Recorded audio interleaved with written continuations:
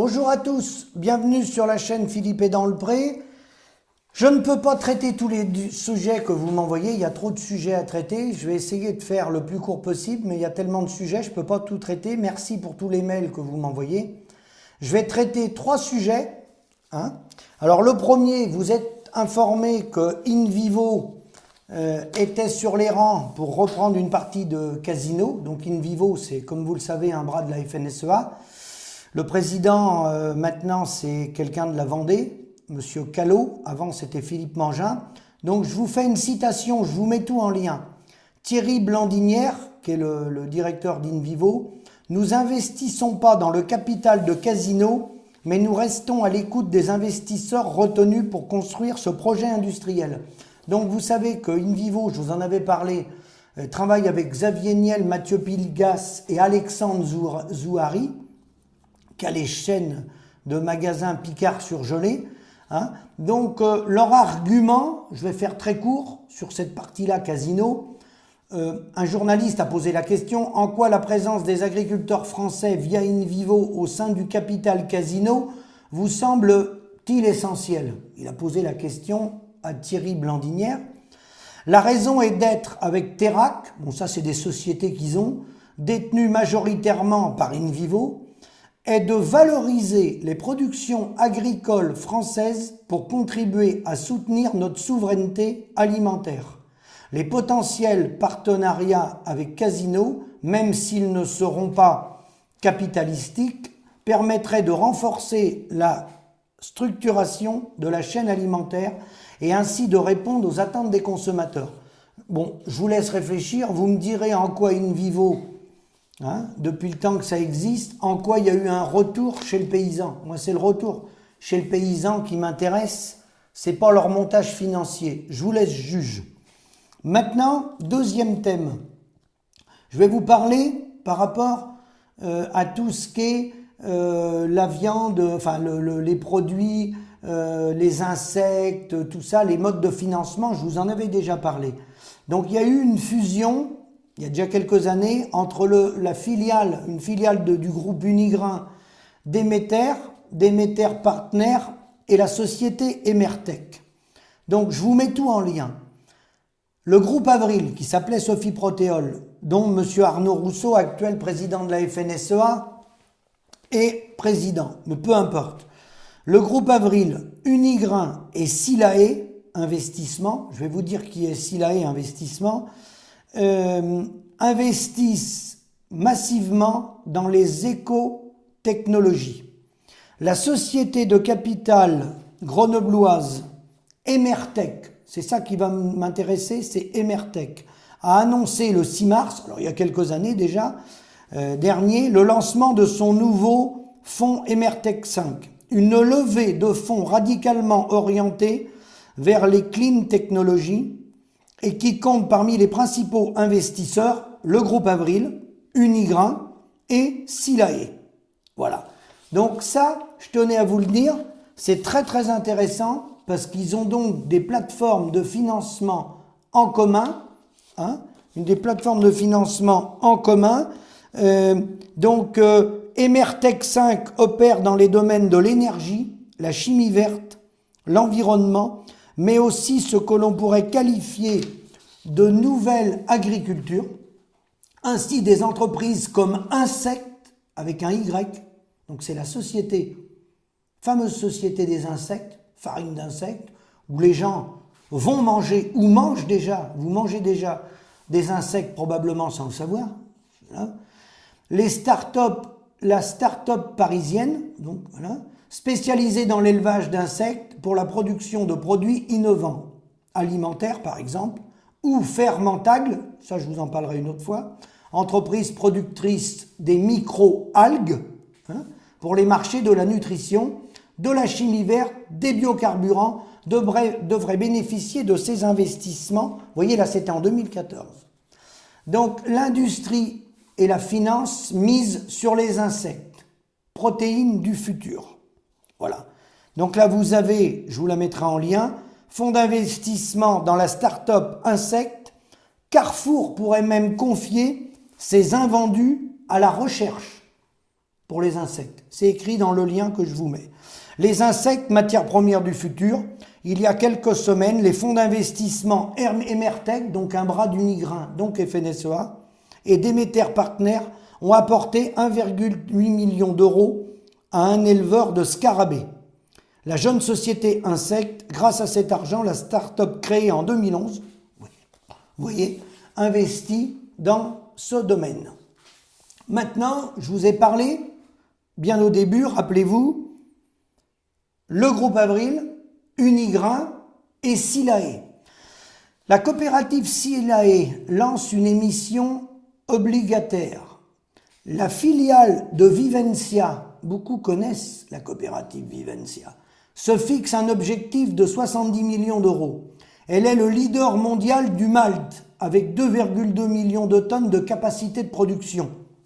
Le groupe agro-industriel champenois Silae, qui fédère 20 coopératives agricoles du nord-est de la France, se lance jusqu'au 20 décembre prochain dans une émission d'obligations convertibles en actions d'un montant de 70 millions d'euros. C'est la seconde levée de fonds pour Silae depuis sa création en 2005, voyez. Mais en réservant son émission aux seuls adhérents salariés, actionnaires et quelques investisseurs privilégiés du groupe, dès lors qu'ils sont résidents en France, Silae fait œuvre d'originalité dans le monde des coopératives. Actionnaire majoritaire avec 53,75% du capital, le groupe coopératif agricole Vivencia a déjà annoncé qu'elle souscrirait à hauteur de 20 millions d'euros. Tout actionnaire, c'est exactement le mot d'ordre. Nous sommes pionniers dans ce domaine, assure le président, Monsieur Pro, P-R-O-T, évoquant une génétique coopérative qui tend à valoriser les femmes et les hommes qui la composent, accompagné du bras de l'État, c'est-à-dire aujourd'hui Monsieur Macron, peu importe, Monsieur Bruno Le Maire ou qui vous voulez, la Banque publique d'investissement est le deuxième actionnaire dans ces projets.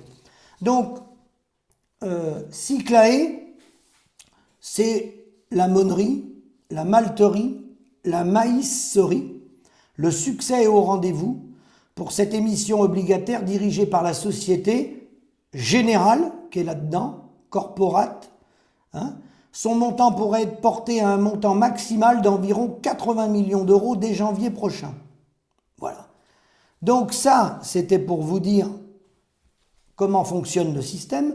Le Monnier, dont Silae a pris le contrôle total le 20 décembre 2012, compte 4700 collaborateurs et 50 sites de production.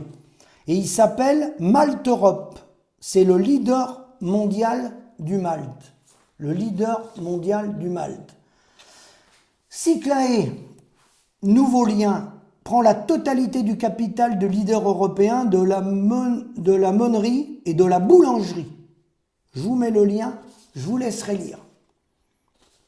Et ensuite, puisque je vous ai parlé du malt, on retombe sur Invivo, qui est son cousin germain, les pères étaient frères. Le français Invivo, bientôt leader mondial du malt. Ça concerne Malt Europe, dont je viens de vous parler avant. Sa filiale Malterie Soufflet, puisque vous savez qu'Invivo a racheté le privé Soufflet.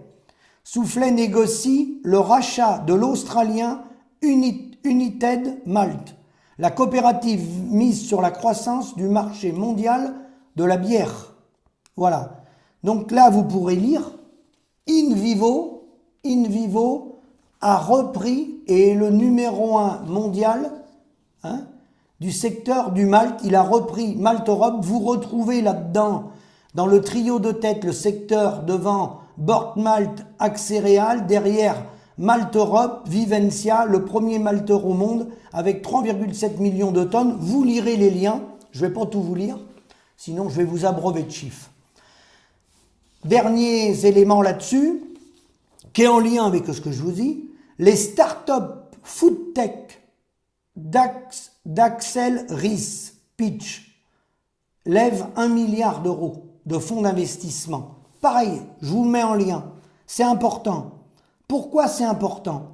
Parce que cette start-up, vous irez voir, vous voyez les gens là sur la photo, Vous ouvrirez les liens. C'est très important parce que ça vous concerne. Ça nous concerne tous. Et c'est là que vous voyez que tout est lié et que rien ne se fait par hasard. C'est des décisions politiques et syndicales. Sont présents parmi ce milliard d'euros, je vous le relis, Foodtech d'Axel Ries. Il utilise des mots, vous pouvez y être toute la nuit à relever les startups. Ce qui est important, c'est de savoir qui est présent dans ce milliard d'euros de fonds qui est levé, dans la Foodtech, dans l'high-tech, qui revient à ce que je vous avais déjà parlé, le forum chaque année avec M. Vasnex, le président, le directeur de LSDH, l'Open Agri-Food. Tout ce monde-là est réuni à cette époque-là, au moins une fois par an, voire plus. Qui est présent dans ces 7 startups-là, qui lèvent 1 milliard d'euros? InVivo, ça s'appelle InVivo Invest, c'est un bras d'InVivo, on est toujours dans InVivo. Axe Venture, je vous en parlerai une autre fois parce qu'il y a beaucoup de monde. Citizen Capital, on retrouve Emertech, ceux qui financent les insectes et pas que. On peut retrouver après plus loin, si on va plus loin, des viandes cellulaires et tout ça. Cventure, FFC, la Banque publique d'investissement, ben voilà. Là on retrouve M. Bruno Le Maire et M. Emmanuel Macron. Et le groupe BPCE, c'est les banques populaires et les caisses d'épargne, vous voyez, qui sont là. Ils lèvent 1 milliard d'euros de fonds, voilà. Le but du jeu, développer les startups pour les insectes, pour peu importe, pour trouver des leviers, pour faire des plats préparés aux ordres de l'agroalimentaire et de l'agroindustrie, là en l'occurrence de l'agroalimentaire, pour, but du jeu, nourrir les gens à pas cher, surtout matraquer les éleveurs, faire croire que les vaches polluent, mais le fond du débat, il n'est pas là, c'est pas les vaches qui polluent.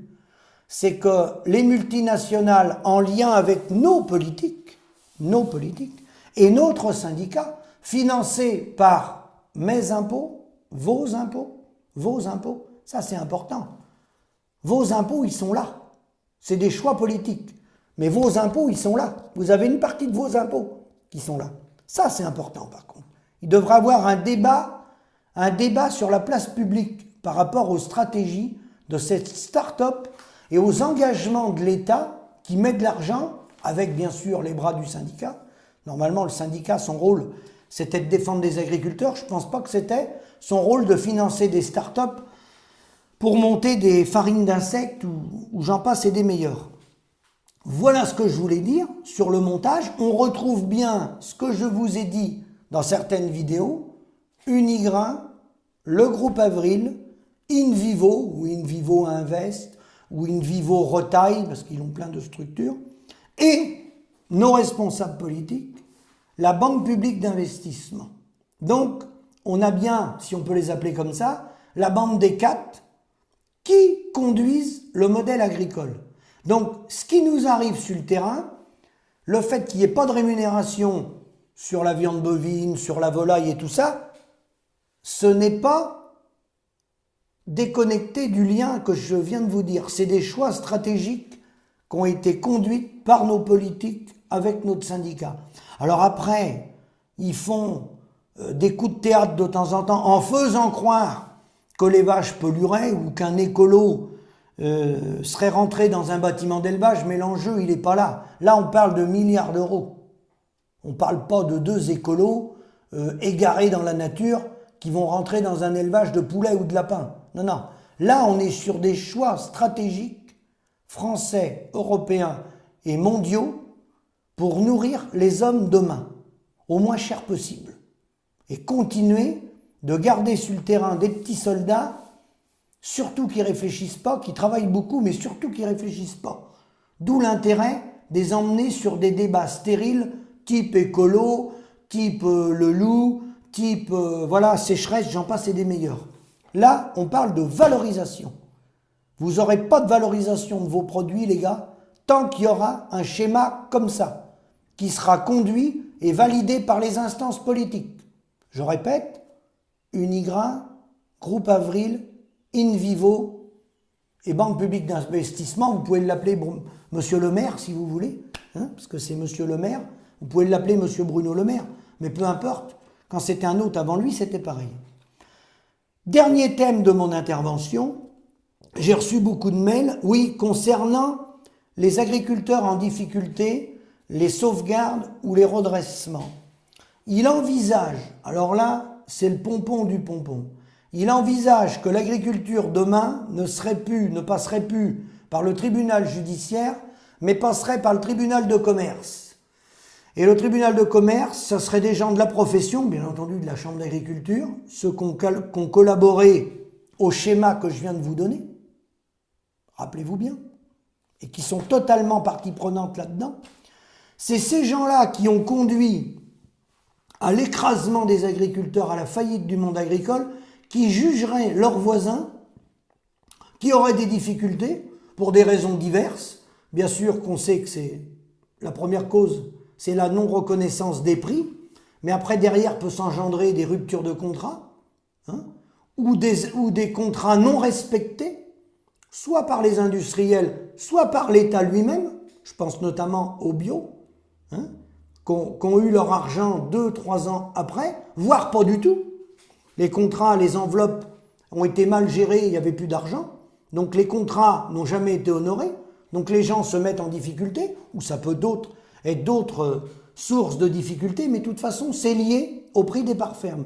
Donc les gens seraient jugés par des agriculteurs qui n'ont pas fait d'études, qui n'ont pas de compétences de juge, qui ne connaissent pas donc le métier, qui est fait, on va dire, relativement bien aujourd'hui par les tribunaux judiciaires, qui, lorsqu'on y va, défendre des collègues, se mettent bien et comprennent bien les enjeux et savent très bien que l'agroalimentaire a asservi les paysans.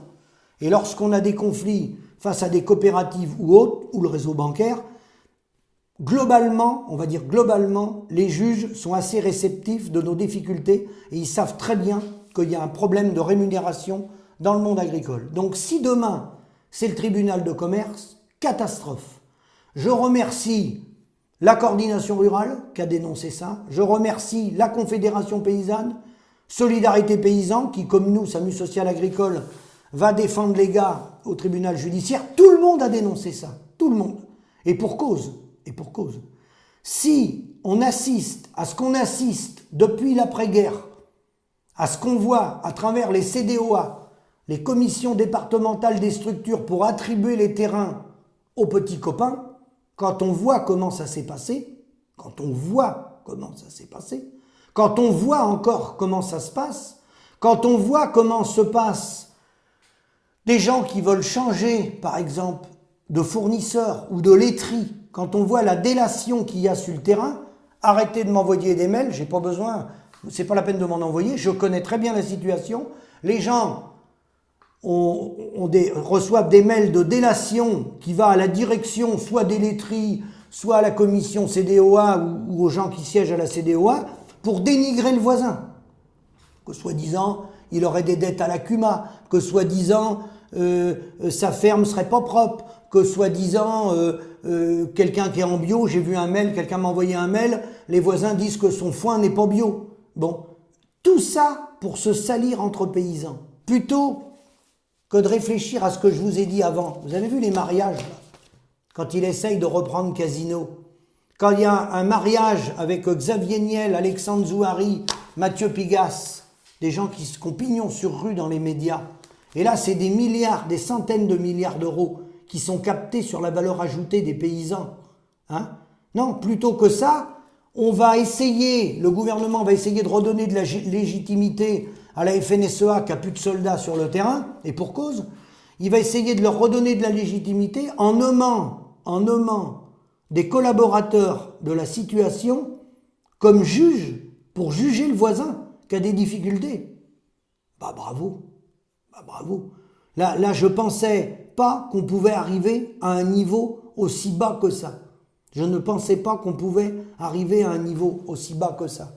Donc, je vous laisse réfléchir, mais si demain, les gens qui font des sauvegardes et des redressements doivent être jugés par des gens qui ne sont pas neutres, qui sont en même temps à la caisse du Crédit Agricole ou du Crédit Mutuel, à la MSA, au syndicat bien sûr, c'est les mêmes, à la SAFER, dans le but de récupérer des terres ou de les filer à un petit copain, hein, bah bravo, bravo. On a vu le résultat des commissions des structures, je suis très très bien placé pour en parler, parce que mon père s'en est occupé à un moment donné, et on savait très très bien, malheureusement, plus que bien, comment ça fonctionnait. Plus que bien, comment ça fonctionnait. Donc, arrêtez de m'envoyer des mails. Je sais que les délations se font par des voisins paysans. Ça, vous n'avez pas besoin de me convaincre. Je suis déjà convaincu. Je l'ai déjà dit. Le problème, il est dans la profession. On a des collabos chez nous, dans la profession. C'est pas le coiffeur, ni mon mécano, à qui j'emmène ma voiture à réparer, qui vient faire des délations sur mon exploitation ou sur l'exploitation de Jean-Pierre, qui m'a envoyé un mail, ou de Roland, qui m'a envoyé 2 mails en disant qu'il avait été dénoncé. Il a été dénoncé par des paysans. Ça, on le sait pertinemment, que le problème, il est chez nous. Alors, moi, la connerie humaine, je suis comme vous les gars, je ne suis pas capable de la réparer. Moi, je demande à tous ceux qui ont le courage, la volonté de relever les manches et d'aller demander des comptes au schéma que je vous ai demandé, puisque c'est de l'argent public. Allez sur Internet, regardez, je vous l'ai déjà dit, c'est un peu de travail, mais c'est passionnant. Demandez des comptes aux structures qui vous achètent votre marchandise, qui sont en lien avec Unigrain, Groupe Avril et Invivo. Et malheureusement, avec le gouvernement. Bon. Et malheureusement, avec le gouvernement. Un gouvernement devrait être neutre. Il devrait recevoir l'ensemble des forces syndicales et les associations. Ce n'est pas le cas. Ce n'est pas le cas. Il fait semblant de recevoir les autres forces syndicales et les associations, mais c'est cause toujours. Cause toujours. Hein. Pour le protocole, il nous reçoit par principe, mais c'est cause toujours. Et le rouleau compresseur, il avance. Hein. Et la financiarisation de l'agriculture, elle avance à marche forcée. Et sur le terrain, bah, inutile de vous dire, vous la connaissez la situation.